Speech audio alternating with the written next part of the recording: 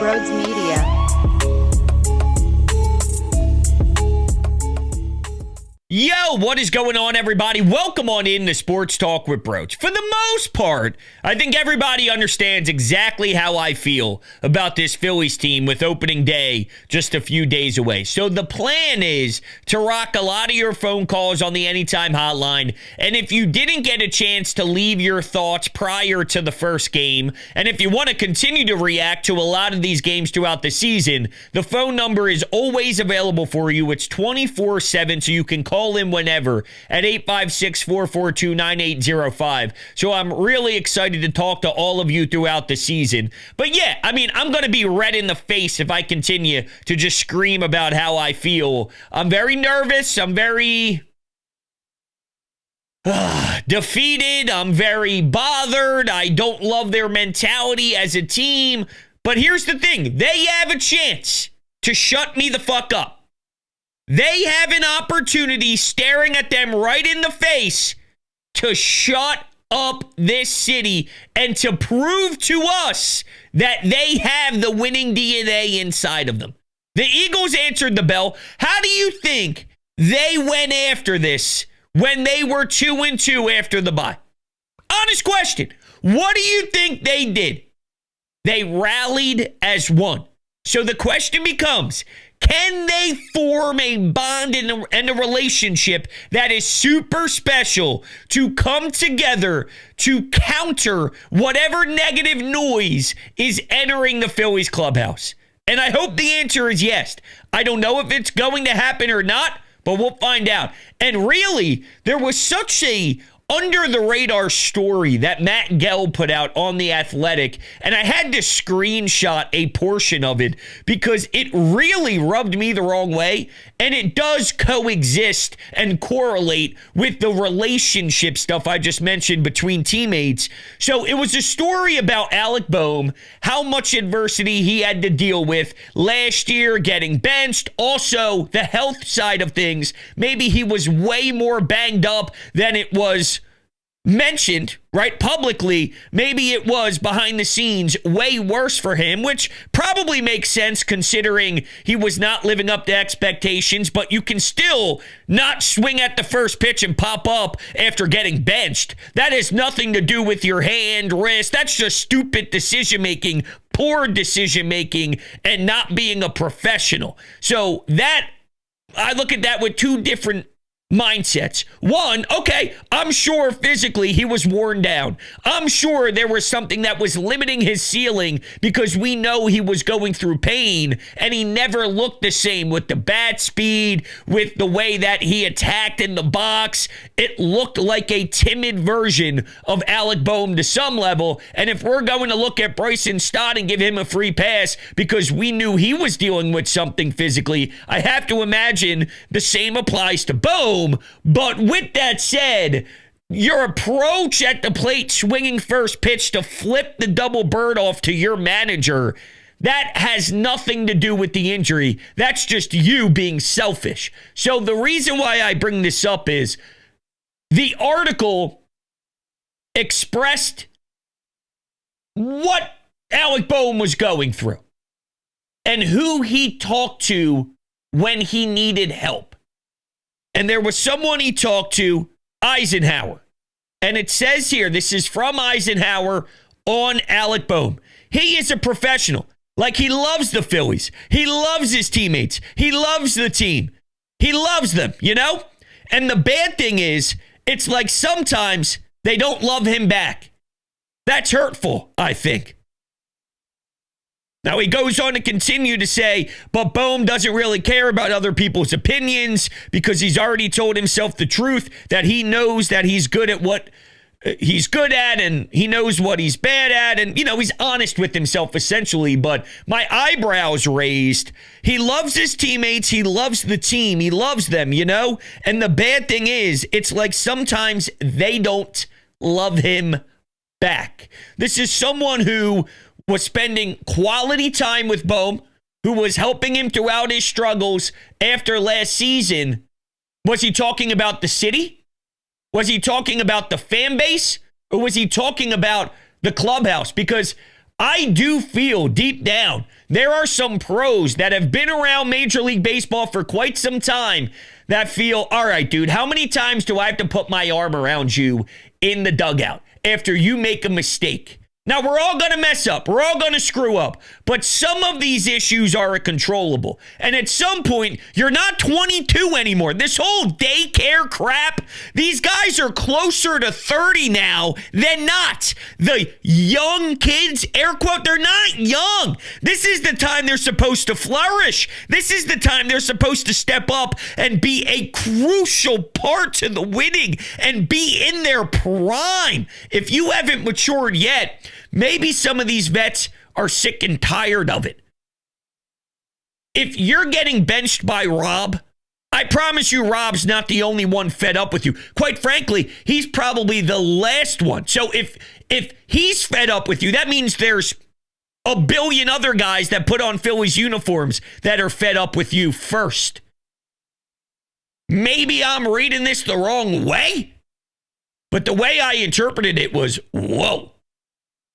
It's not beautiful. But I'll tell you what is beautiful. Kalshi. Kalshi's the best thing to ever happen to my life. Over the first weekend of March Madness, Thursday, Friday, Saturday, Sunday, I sat on my couch and I was bathing in my own filth. I was eating a bunch of greasy food and consuming so much hoops, but I was also making a lot of money. I was also cashing out left and right. And let me tell you something. What's beautiful about Kalshi is it's the only place to trade in all 50 states when it comes to March Madness. You heard me correctly. And the way it works is if the price is 50 cents, you put 50 cents down and get $1 back, doubling your money. Or if it's 25 cents, you quadruple your money if you are right. So let's take a look at what's about to pop off over in the Sweet 16. I like Bama sitting at 67 cents a pop. Florida, I trust Howie Roseman with my life. Where did Howie Roseman go? Oh, that's right, University of Florida. That's why I'm going to put a nice chunk of change on my squad over in Gainesville, okay? So when you take a look here, it's just truly magnificent. And Kalshi has markets on almost everything. Almost everything. You can bet on the Grammys. You can bet on more than just sports. It is truly one of the greatest products on the market. So put your money where your mouth is and sign up using my link, which you can find down below in the description. And the first 500 traders that trade 100 contracts will get a free $10 credit. So do not be a fool. Join me over at Kalshi, and it's where I'm putting all my bets when I'm thinking of this March Madness weekend coming up. I need it in my veins. I need more hoops. Kalshi, check it out down below. All right, so do you want to take a listen to JT Realmuto? Let's do that. Let's switch gears. And before we get to your phone calls, here's JT Realmuto talking to John Clark on the Takeoff podcast of NBC Sports Philadelphia. He discusses some of the changes that may be applied to this team from last year and some of the years prior where we've seen them come apart and fall apart during the playoffs. Here's what JT Realmuto had to say. Have there been adjustments in spring training working on anything? Yeah, I mean, I think every spring training you come in with adjustments and goals that you want to work on, and that's certainly one of the goals for our team is to chase less and use the whole field, like Rob said. I think it's certainly easier said than done with the type of pitching nowadays, but it's something that we're going to continue to work on and continue to get better. We know that once you get to the postseason, putting the ball in play is king and not striking out, making the defense make plays, and so that's something we're going to work on all season. That's interesting. That's interesting that he was actually open and honest and letting everybody know that there were issues, because the president of baseball operations recently took a totally different direction and tried to stare at us all right in the eyes, right in the pupils. He stared at us right in the pupils and said we weren't that bad at chasing. Yet JT's telling you, nah, listen, it wasn't right. Now, I got to be honest, as much as there's a ton of heat on JT, and reasonably so, as he still is a highly paid player, he definitely is on his back nine, and we do know that father time eventually catches up to everyone, so I'm trying to be realistic with my expectations with JT. Out of everybody I heard speak throughout the offseason, and as the season is starting to gear up, JT has hit the right spots. JT has said the right things, whether it was an interview on WIP when they went down for spring training, whether it's something like this. Now, truth be told, saying the right thing is not the job, right? You actually have to execute and make it happen. So if he's talking about these details where you got to put the ball in play more, and if we're going to want to win in the playoffs, this is what we have to do, then I'm going to judge you accordingly. And throughout these 162, I'm going to make sure you're taking strides in the right direction to actually lock in and make it happen. But I will say, JT, he seems to get it. He seems to give me more than just word vomit. I think it's because he doesn't run away. He's not lying. He's not making up bullshit where he's pretending all these parts to the game over the last few years wasn't really a big issue or wasn't a reason why they had failures. No, he's being open. He's being honest. He's reflecting. He's being genuine. And he's just telling you the reality of it. Now, again, he may just be getting older, and there's only so much you can do with that type of wear and tear on your body at that age. I still need more than what we got from him at the plate. You know he didn't get a hit last year against the Mets in the playoffs, right? My man didn't get a hit. He didn't get a hit. He didn't get a hit in 4 games against the Mets in the playoffs. Maybe they focus on getting Marchand some life and some run over the regular season that would allow for JT to bottle up as much as he's got left.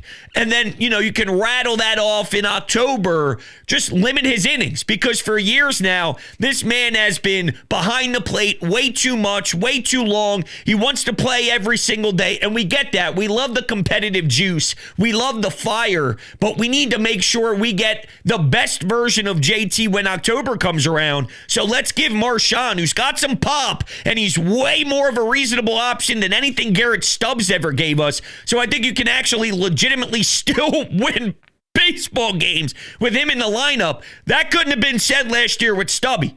They valued his partying and his overalls more than the actual production on the field. So I'm throwing up.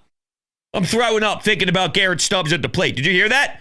That happened twice. I tried to ignore it the first time. You may never even heard the first. The second one, I couldn't even ignore it. It's like there's actual vomit coming up out of my esophagus because I'm thinking about previous Phillies teams. It's disturbing, I'm telling you. I don't make this up when I tell you I'm heartbroken, I'm defeated, I'm broken. I'm vomiting just by talking about him. Here's the one issue, though, if Marchand's going to get some more run. He does have a history of missing time and having something pop up here, having something happen there. Will he give you longevity? If you're going to ask him to do more so JT can chill, is there a world where Marchand could play what you're asking him to play? I hope so. I actually think he's very serviceable and can give you a little bit of juice. I think he can actually give you a little bit of life when needed. I think he's got some pop in that bat. When he squares one up, that fucker goes. That ball flies. And if we're going to get some temperatures where the ball is all over the place at CBP, I could see where it goes on a stretch where it's the Marchand stretch. That's how much I think he could play behind the plate. And that could be extremely valuable for a team that's really trying to monitor the JT Realmuto experience at this point. I got one other thing, and then we'll get to calls. The leadoff thing. The leadoff thing really does bother me. Because I remember listening to Trey Turner discuss what batting leadoff would do for him. And the way that would change the way that he thinks about the game, getting on base, no one in front of him, using his speed, showing the strengths of what you thought the Trey Turner contract would bring you. he described in detail how that would probably allow for him to lay off thinking about driving the ball as much and more his approach would be getting on base and this and that. And then he did go into, a little bit of a sidetrack and say, well, I'd still try and drive the baseball, but it would definitely change my approach. And I'm paraphrasing, but it was about how hitting leadoff would mentally change up the wiring.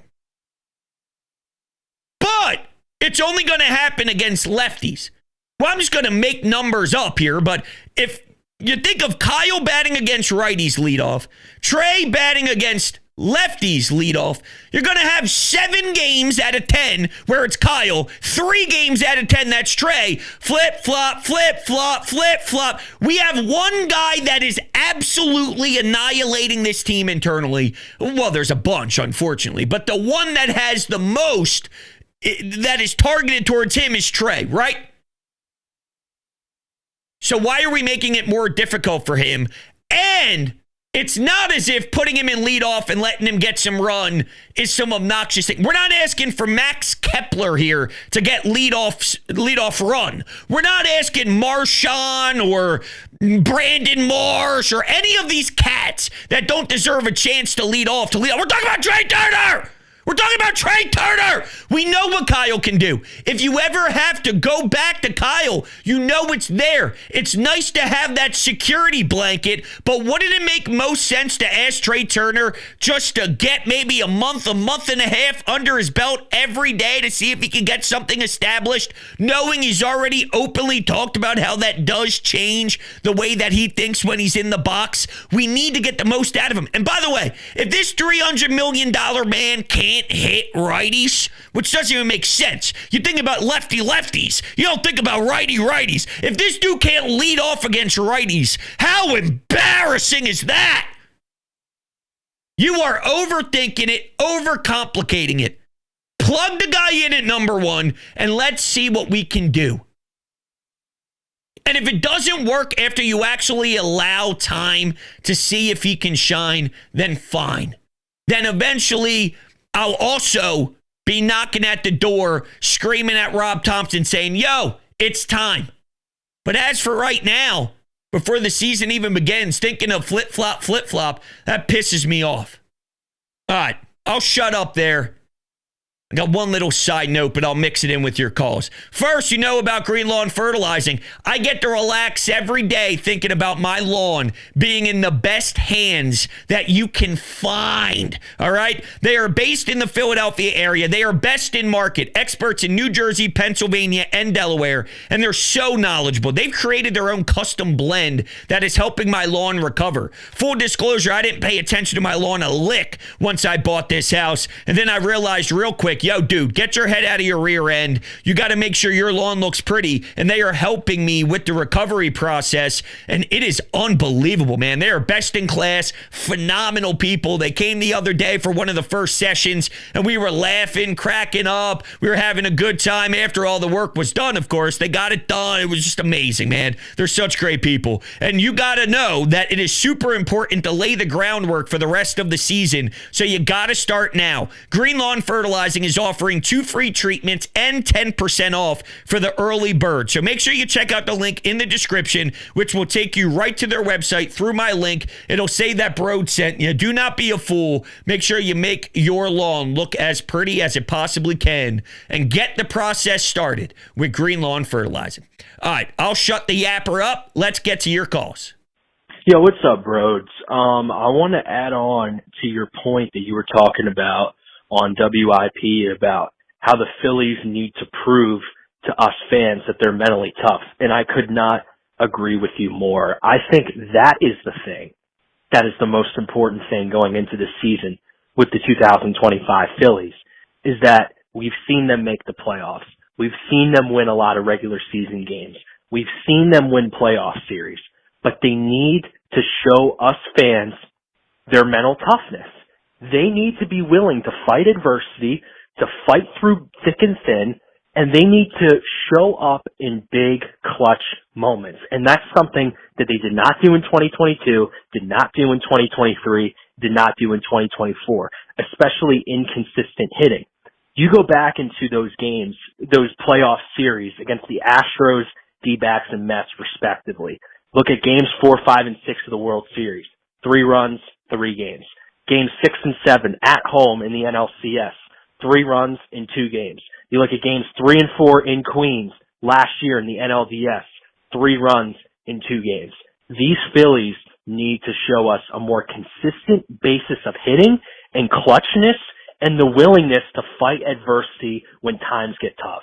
That's absolutely what they need to show us this year, I think, more than anything. All right, Brodes. Love the show. Talk to you later. Have a good one, man. I couldn't agree more, and thank you so much for the call. I think you absolutely nailed it, and I believe Dave Dombrowski, now that he realized he couldn't shop Alec Bohm the way that he wanted in the offseason, I think bringing in Luzardo, they're trying to counterbalance it, right? So if the offense is going to be inconsistent, and they are what they are at this point, right? Nick isn't changing. Kyle's not changing. Trey's not changing. JT's not getting younger. This is sort of what you are, and you got to accept it to some level while you're making some moves. So they probably think if we bolster up the pitching, then we have more wiggle room if our offense does go quiet. Here's the problem. Ranger Suarez, I can't see a world where he's super effective until proven otherwise, right? He may for a week, he may for 2 weeks, but that back isn't stopping. It's every year, guys. It's every single year. You know, someone said something to me the other day that you're making it seem like his career is going to be over. No, it might not be over, but there was a time where people plugged him in as better than Aaron Nola if healthy. If healthy, sub 2 ERA. He defends his position well. He's got so much poise, so much confidence. He's Cy Young caliber. No, he's not, because he can't stay on the field. He's not even close to that guy right now. He can't even make it to opening day throughout spring training without his back having a problem again. So, that's an issue. So if they did try to counterbalance it, here's the truth too. Luzardo's ERA is close to 10 in spring. Now, that doesn't mean he's going to walk into the regular season and have a 10 ERA. But again, people talk about him as if he's Cy Young.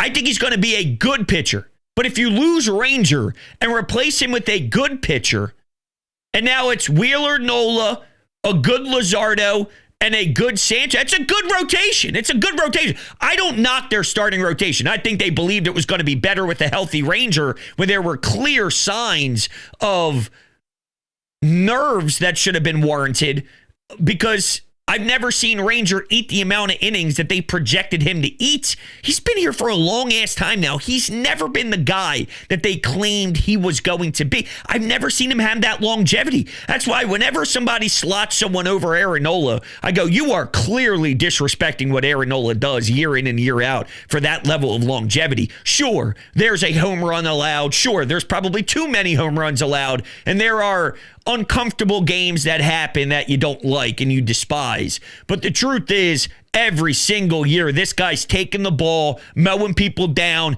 80% of his starts, and he's just magnificent. People are too quick to put others over him in the rotation. I think they have a good rotation, but is it so elite that I feel a bad 3-game stretch in the playoffs is going to make up for it outside of a Zach Wheeler and maybe an Aaron? No, I can't say that strongly and confidently right now. When Andrew Painter comes back, you think they're just going to ho-hum him into a back stretch of the season where my man's pumping 8 innings pitched of no earned run ball? They're going to baby this guy like there's no tomorrow. They're going to say, hey, that was a good 2 innings. All right, now we're done. Hey, that was a good 4 innings. All right, now let's go to the pen and see if we can stretch this thing out into the 8th inning or so with whoever it is. We'll go to someone in the 5th. Maybe we can milk 2 innings out of that. We'll see what Strom's like in the 7th. Let's get to the 8th. Let's use Romano here, Alvarado there.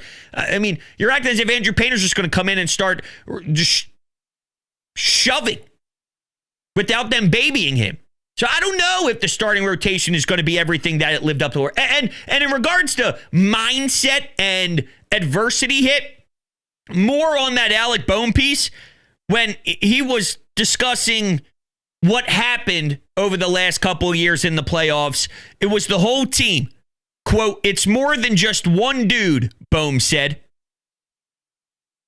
As if he was the one getting the blame. It was more than just one dude, man. It was more than just me. More than just me. Wasn't just me. Okay, wasn't just him. I hate their mental approach. It's so demoralizing. It really is.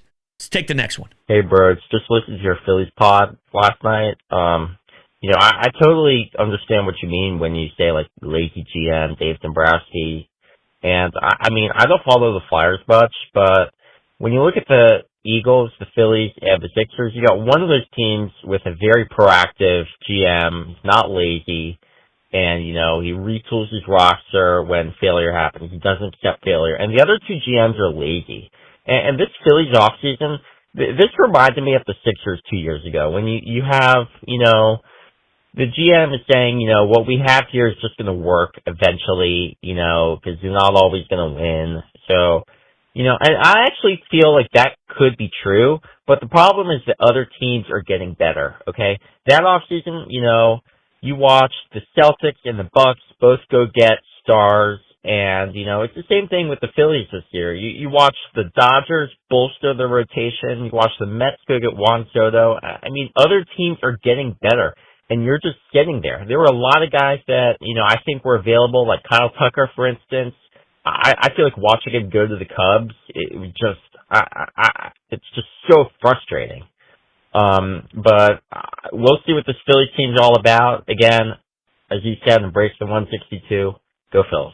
I appreciate the call, man. Yeah, and see, the Luzardo thing, it just flops out the Ranger thing. It's not as if you have a healthy Ranger and then this sensational Luzardo, and that's where they improved.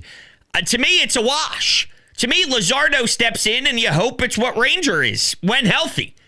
And if that's the case, then it's not improving. You're just the same again with the rotation. I don't know about the pen. We'll see.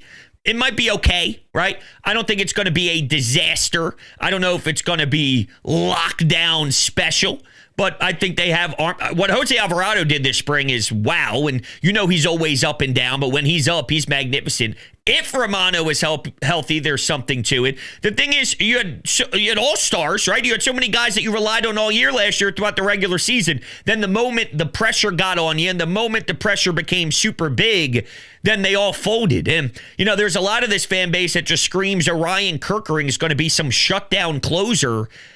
Again, I need to see that happen in a playoff series where you got to lock down 4 games against the Dodgers. And if you're going to win by 1 run, I need to see him face off against Mookie, Freddie Freeman, against, these top dogs, Shohei Ohtani. Like, is he ready for that? That's where you're slotting Orion Kerkering in, where here's a big game against the Mets in the NLDS looking for revenge, and here's the meat and potatoes of their order, and Orion Kerkering, the obvious guy.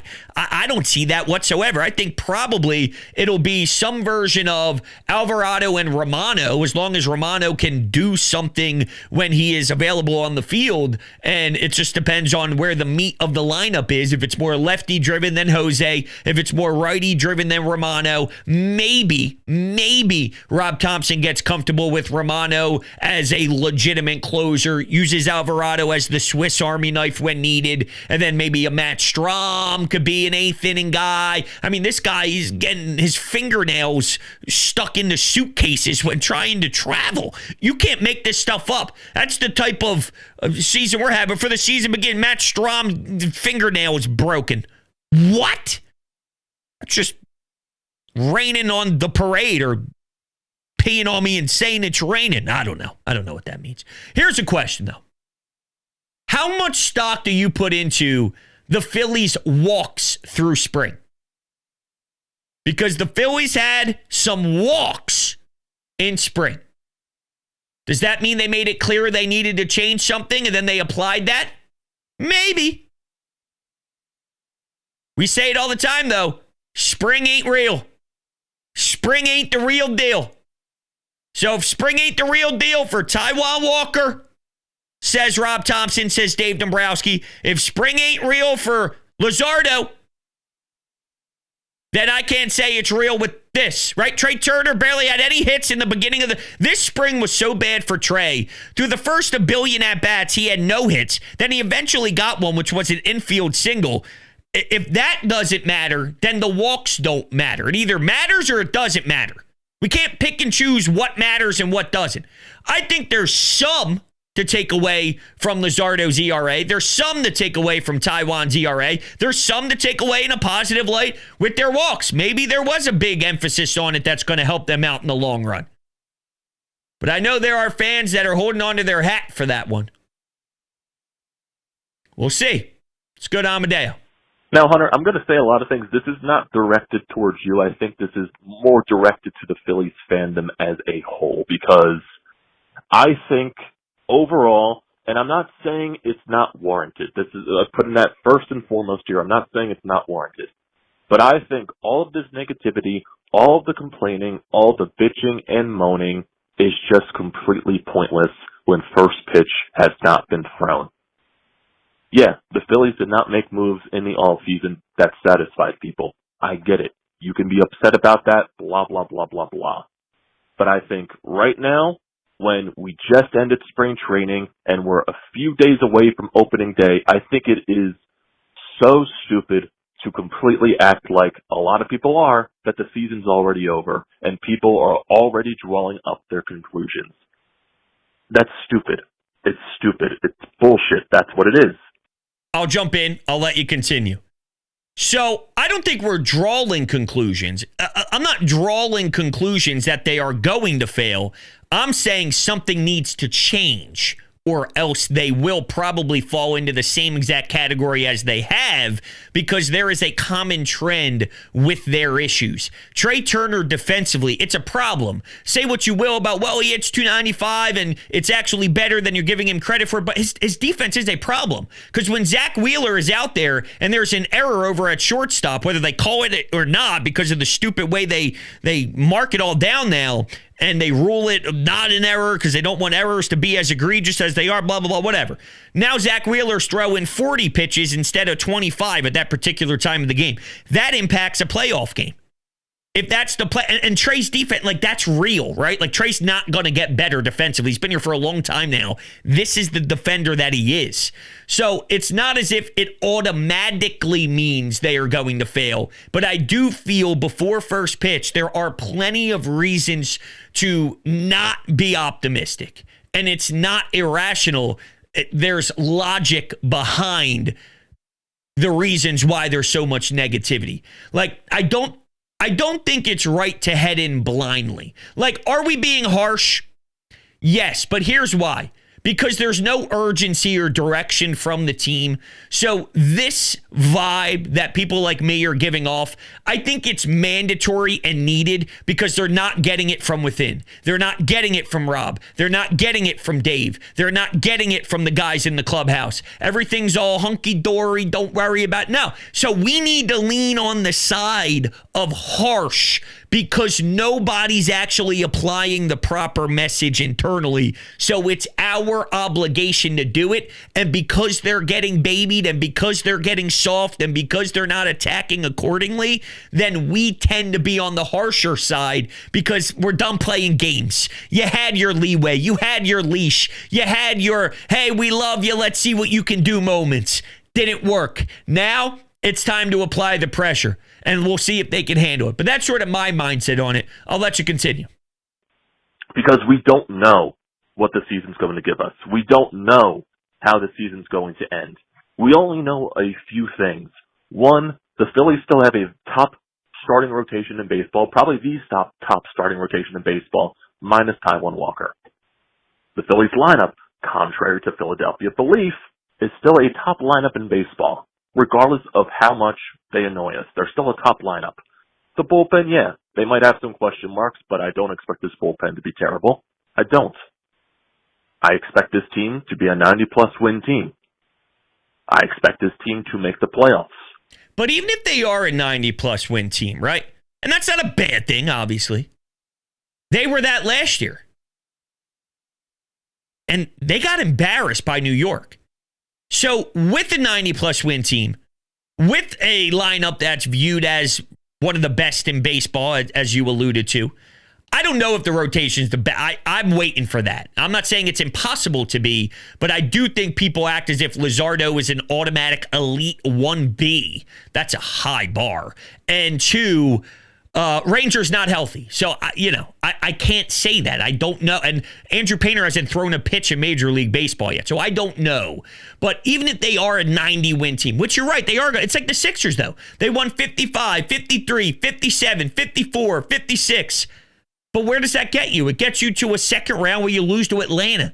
It gets you to the second round where it loses to the Dodgers. So I don't think anybody who's negative views this as their lineup is the worst ever and they're going to win 70 games. It's going to be an awful season. But, I mean, there's something wrong. There has been something wrong with this. Doesn't mean it will be, but there's a track record now of multiple runs in the playoffs. And if you want to throw 2022 to the side, fine, because there's lots of debates you can have with that run. But with 2023, 2024, like we've seen it with this group. They have a good lineup on paper, but it never plays out. And JT's getting older. And all these guys are getting older.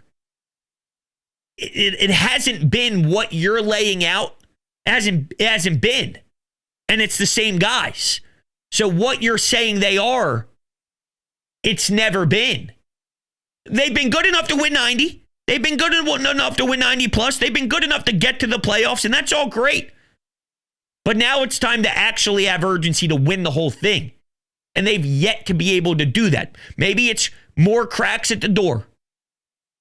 But I don't think it's ludicrous if they're asking for more time for us to say, all right, listen, I mean, you got some time here, but at some point, we can't just blindly accept it and say, all right, here we got another one. Let's do it again. Another one, another one, another one, another one, another one. When do we then say, all right, dude, what the fuck? What the fuck? This might be the year. Right? If they fail this year, it's got to be. So this is the year. Because if it goes wrong this time, then pitchforks are legit and rightfully so. So the reason why the tension is so raw right now is because this changes the direction of Phillies baseball for me, one way or the other. It either is this becomes a part of Phillies history and we're celebrating them forever, or this is one of the biggest failures we've had with such great talent on the team. And that's why the energy's where it's at least for me. So, but listen, I'm rooting for them. I'm going to cheer for them. I want them to win. But yeah, there's some negative energy. There's no doubt about it. But it's not my fault. It's their fault. There's no negative energy when I'm drinking my garage beer, though. And I'm going to be consuming a ton of garage beer when this Philly season gets rocking on Thursday. And guess what? Even before that season starts, okay, I need it badly. 0% IPA, 100% light beer, 1,000% quality. Garage beer is the best beer to ever touch my lips. DrinkGarageBeer.com. Thank you guys all so much for kicking it with me. Remember, if you want to call into the Anytime Hotline, 856-442-9805. That's the number to do so. It's available for you all day long. Would love to hear your Phillies takes. Thank you all so much and enjoy the rest of your day. Go Birds! I did it again, didn't I? Go Birds!